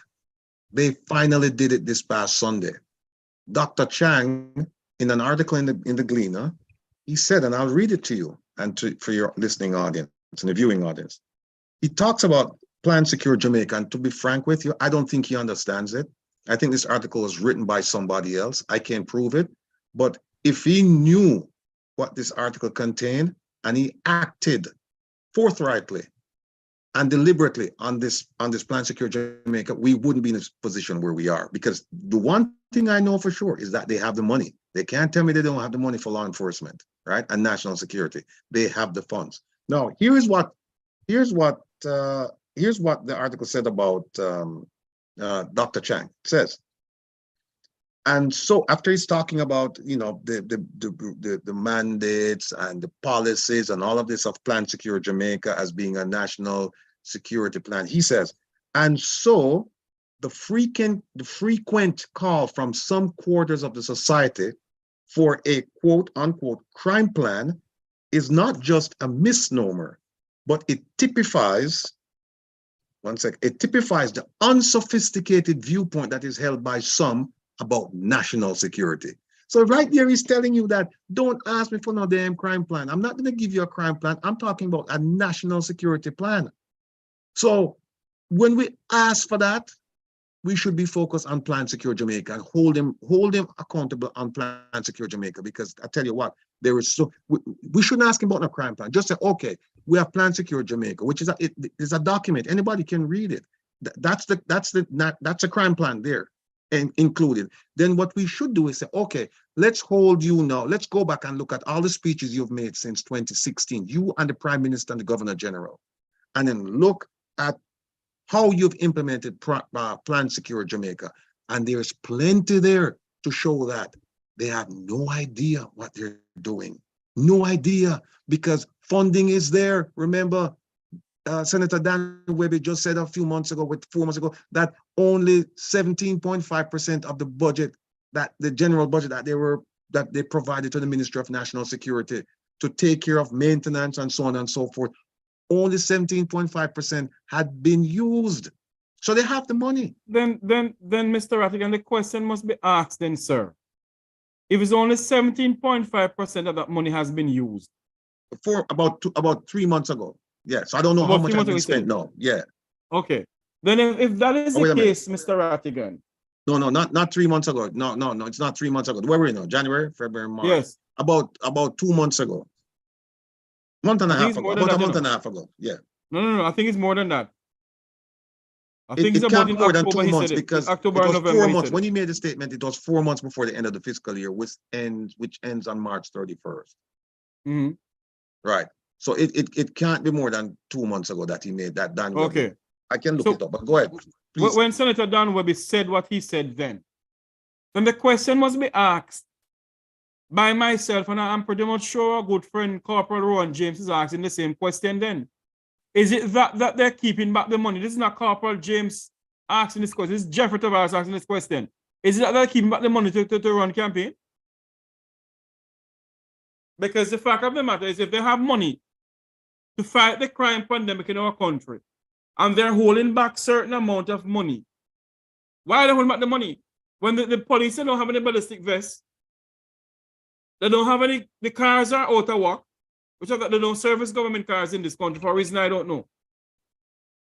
You know, we're faced with a problem. And I want to ask you a question when we come off the whole crime situation issue, Mr. Rattigan. The question I want to ask you is how on earth can a government allow a gentleman who's a well-known child molester in the United States, as a former FBI agent, allow a man to come into the country and involve in one of Jamaica's child care system to help our children to rehabilitate, how they call it. And the man is a well-known sex offender. In 2021, it was brought to the government attention and the CPFA. And obviously they didn't do a damn thing about it. Now it is being reported in a damning report that the man took the children and whosoever the girls who are over 17, 18 on his private yacht. The person who's in charge of the CPSSA, what I want to call it, she was at Christmas party with the man. So what sort of laws or what sort of background check, I should say, did the Jamaican government did behind the scene to see if this man is okay? A news organization reported that the man had some legal thing against him in Washington. No, I know maybe I haven't read up on it, Mr. Rattigan, but if a person from Jamaica gonna come to America to work with children, what sort of background check does the American government do? Well, here's the thing. What should have happened is that was the person working on behalf of the Jamaican government? The person has an organization that helps with kids. And he came into Jamaica, to my understanding. Well, it's simple. It's simple. All they had to do was go to the embassy and say, look, we have this American coming here, the head of an organization to help kids, and we would like a background check to be done to figure out what's going on. And they should do it for all of these people coming in. The American government will gladly do it. You know, and also you can ask the American government, is this guy registered with the US government, with the embassy? Is he registered with the embassy? Because if he's not, right away, there's a red flag. If he's coming in as an organization and he's trying to help children and he's not registered, he's supposed to register with them to let them know that he's there and he's doing this, and that, so that they can capture that information when they do their reports. So a background should have been done then when he first came in. You don't let people just walk into your country and start doing things only to find out later on that, you know, they have a suspect background and they're involved in nefarious things. And indeed, sometimes criminal activities. You don't do that. So again, sorry, go ahead. No, you know, I am in support of what Mr. Rattigan said, because when you consider so many breaches in Jamaica, you have to ask yourself the question, and this is not the only one. Remember the so-called pastor in Montego Bay. he had some very top friends as well. And, you know, I heard of a case recently where a man was charged for molesting 7 children, and up to now he has not been been sentenced. But the question is, when he's sentenced, where does he go? Maybe in paradise, I don't know. But you know, you have a case also of an MP being stabbed and killed for nefarious activities some time ago, and the man escaped from custody. You will hear nothing more about it. Okay, so I am telling you something, you know, that when I say I weep for my country, I weep for my country because, as Mr. Rattigan alludes, what I'm saying, that procedures are not followed, right? Because how can you have someone, how do you think that any of us coming from Jamaica could be put in a child protective environment without a background screening? Anything that involves the state right now or state action, you have to have some background, okay, on you, right? They pull everything, all right? So you can't get it. So I just want to support, and I just don't know how anybody can walk in, especially one with money, and do this to a nation. They do it all over, you know. They've been doing it in other countries abroad, but that should not happen in Jamaica. And I was staying for it, and maybe I wonder if it's too licky. Let me just say this, that tomorrow will mark 2 months since Dan Webby made that statement in Parliament. And one of the things that he asked for, he called for a special committee to examine the underutilization of the Ministry of National Security's budget. Now we need to know whether or not that committee was impaneled. What happened with that statement? And you might want to write this down, Mr. Tavares, for your next conversation when you have with your contacts in Jamaica, as to whether or not this special committee called for by Senator Don Webby was impaneled. And the purpose was to examine the underutilization of the Ministry of National Security's budget. So, and he said only 70% of the ministry's budget had been used so far, with less than 4 months left in the financial year. 17% of the 90, I think it's 96 or 95 billion Jamaican dollars. 17% they used back in November, right? So we want to find out what happened with the money and what happened with the committee. What did the committee find? See, that's why I'm happy that, you know, and I'm happy to support a program like yours, Brother Tavares, and yours, Dr. Francis, because these are things that we shouldn't allow to just wither on the vine. We should follow up, because we know that Jamaica doesn't have a good cadre of investigative journalists. They have some, but they need more. And this is something that we should look into. You know, what we need to do also is that we need to speak to the public who's listening to us now, and ask them to join us, to work with us, to see if we can get some people together to help us to unfold this thing and to make sure that our country survives what is going on. I think it's very important that we do that, because if we don't, we are going to reap the whirlwind, right? Now we need that support. So that's where I think we ought to go with what is happening right now. But there's room for improvement, but we have to do it now. We have to start now. That's how I see. Yes. Mr. Rattigan. Yes, sir. I'm gonna send you something, you see? Oh. I'll soon send it to you. But what I'm trying to figure out here is that if an arm of the Jamaican government to protect the children of this country, people may say I'm not going all over the place, you know. There's something that I'm trying to figure out here, that it is just appalling, because how is it? See, I send it to you now, Mr. Rattigan. How is it that this man was allowed to stay in Jamaica from 2001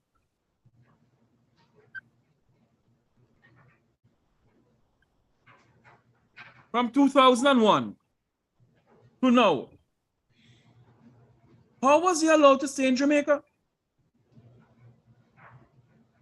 And now this report came out of who he molest or who he don't molest. But is he Jamaican or is he's an American citizen? He's American. And he was charged in the state of Washington or something of the sort for the same thing. So where is and he the now? question was asked then in 2001, did the Jamaican government did a research on this man? Or they just want to collect the money because we too damn licky and yammy in this country? These are our children we're talking about. And you know, and what's even that's sad.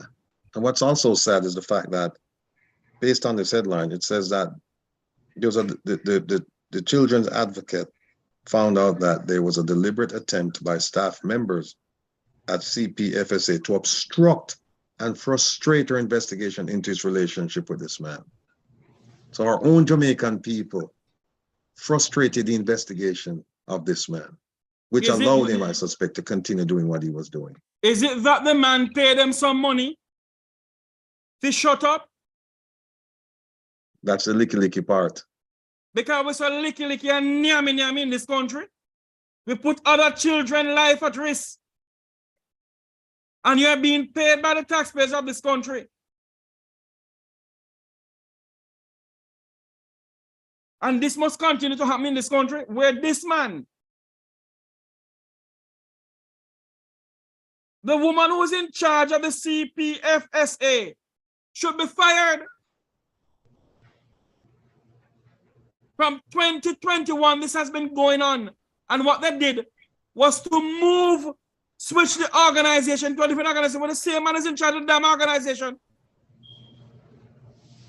Who is this man? Why is he so an American who molests some children in America come to Jamaica and do the same thing and our government allow it to happen.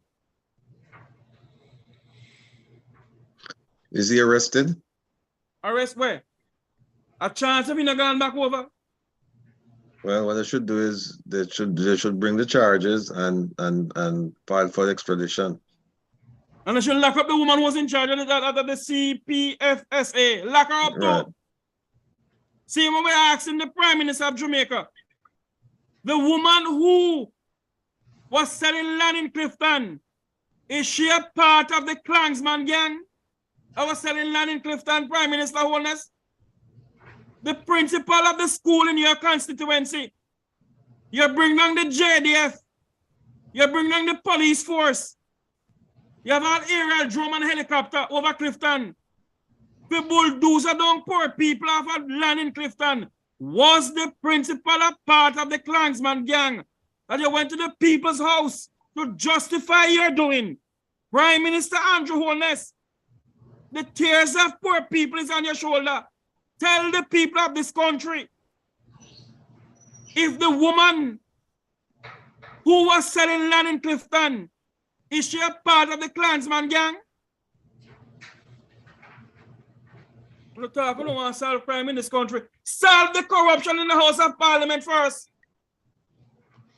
Solve the nastiness going on in the House of Parliament. Solve the corruption in the members of the 62 members who sit in the House of Parliament. Solve the corruption. 63, right? Or 63, whatever you want to call it. Solve the corruption in the Transport Authority. Solve the corruption in the Ministry of Finance.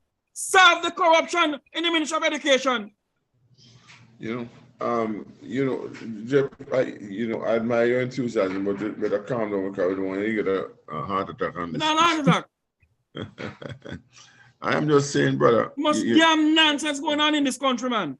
I agree with you, but listen to me now. We want this team to be emboldened, and we want more people to come on board and understand that we are so worried about Jamaica and concerned that we are taking the fight that people should know about.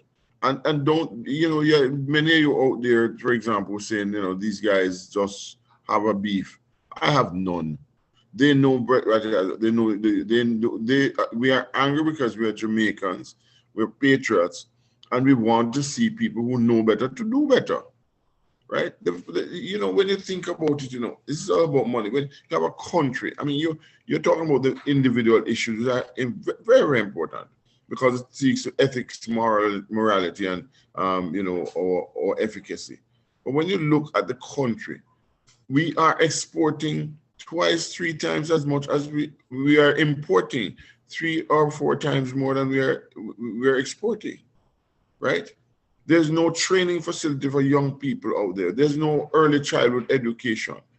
The families are broken, right? The communities are broken. It seems as if Dr. Rupert Francis signal the plane gone again. Dr. Francis?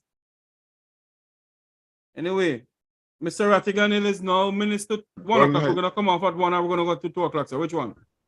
No, not for deal with something. Well, we're going to come off at 1 o'clock. Yes, Your final word, Dr. Rupert Francis and Wilfred Rattigan. Final word before we go. Hopefully it's not my final word, but on this program, yes, of course. But the point I'm making is that we want to make sure, yes, we want to make sure that, we bring this issue to the Jamaican people in a reasonable way. A matter of fact, I looked up the Plan Secure Jamaica. Wilfred had been talking about it, and I laugh, when I read it, because it's a repetition of 2030 goals. Basically, it has no substance. Right. And then the same people who write it are decrying it. Yeah, these are the same people. So I'm saying, why is he? Because I've read this thing, and that could not be a crime plan. It is not. No. It's a hope. It's a crime hope. It's a spurious thing. And so that's it. Basically, I'm saying stop listening to the foolishness. And we are in the diaspora, and we're not begging nobody anything. Just please listen to the truth. Go ahead, Mr. Rattigan. Yeah, if you go back and you look at the National Security Plan, right, you'll see that the Plan Secure Jamaica came from that. And what you'll find is that there are very few benchmarks, like dates, when they'll get things done.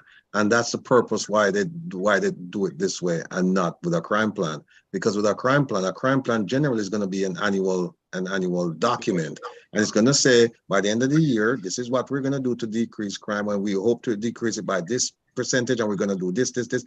It calls for specific, and like I've been preaching to people, it has to be articulable. It has to be reasonable.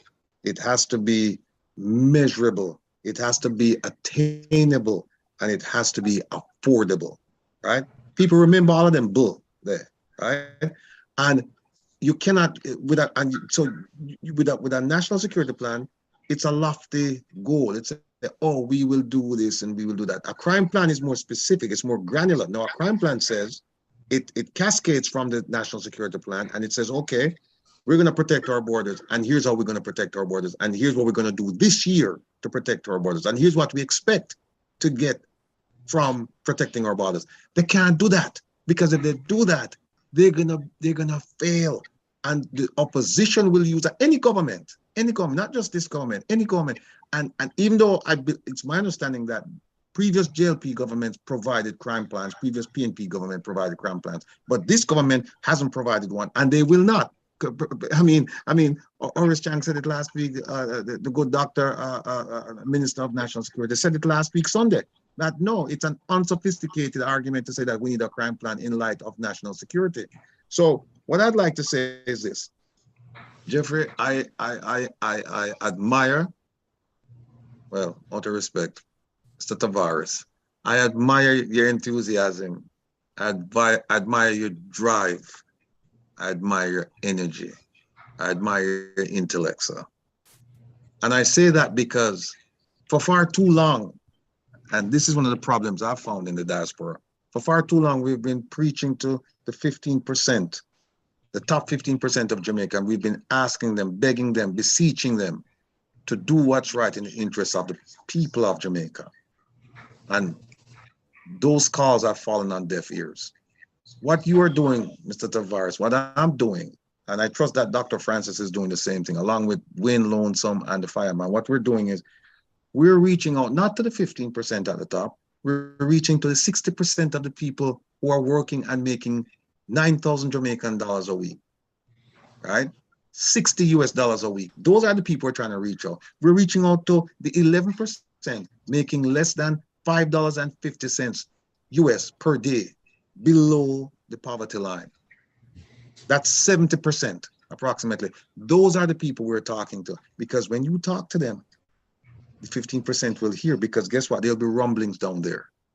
And so what we're doing, and I endorse this strategy, which is forget about the 15%, because sometimes when you talk to the 15%, the 85% below, they don't understand what we're doing. So what we need to do is break it down and talk to the 70% down there and make them start making the rumblings, provide them with the tools, provide them with the critical thinking theories, how they can do these things, so that when they start making noise now, you know, everybody here. Because here's one thing I found out: when you talk the Queen's English and you you know, you talk like an academic, a lot of the people in Jamaica, they won't understand you.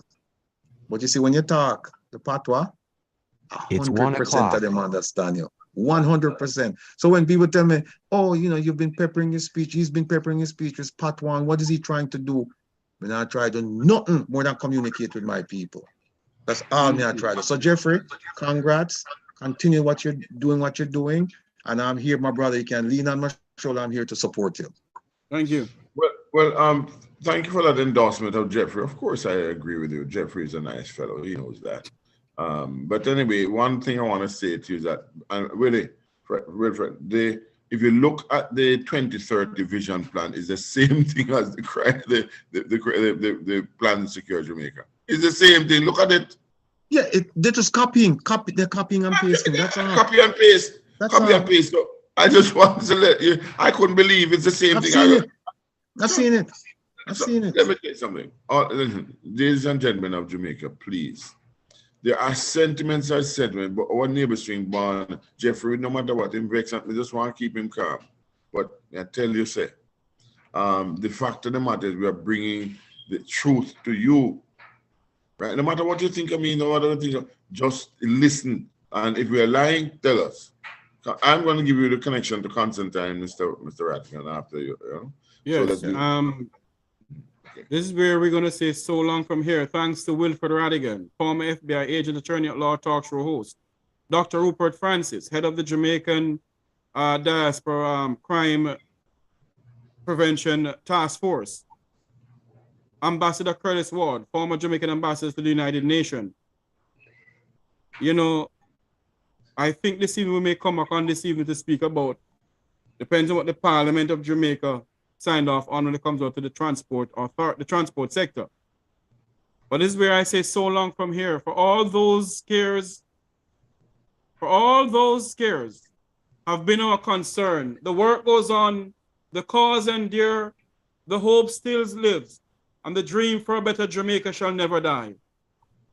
Please like, share, and subscribe to the Make We Talk Jeffrey Tavares YouTube channel. May God bless you. And may God bless Jamaica land we love. Thanks to Wilfred Rattigan and Dr. Rupert Francis. Thank you. You're now on my Facebook, sir. You're now on my Facebook. Thank you very much, sir. Okay, good. Wonderful. All right.